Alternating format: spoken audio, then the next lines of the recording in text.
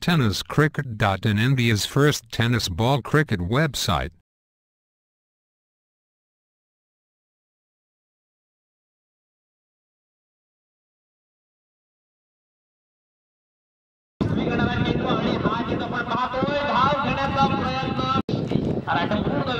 गोलंदाज सुमित धावतोय आणि हा चेंडू आपण पाहतो षटकांना दुसरे धावता नक्कीच प्रयत्न असणार आहे. पाहूया काय होते या चेंडूवर आणि अखेरचा दुसरा अवलंबून असणार आहे.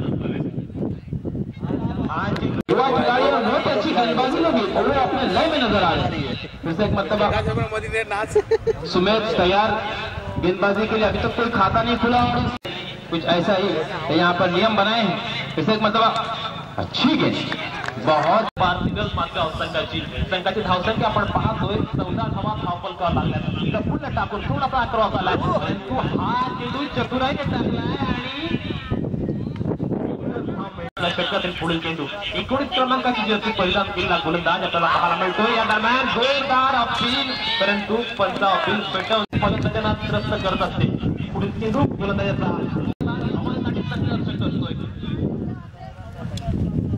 हा चेंडू सुमेशचा पूर्णपणे मोठा फटका पाहायला मिळाला आणि हा चेंडू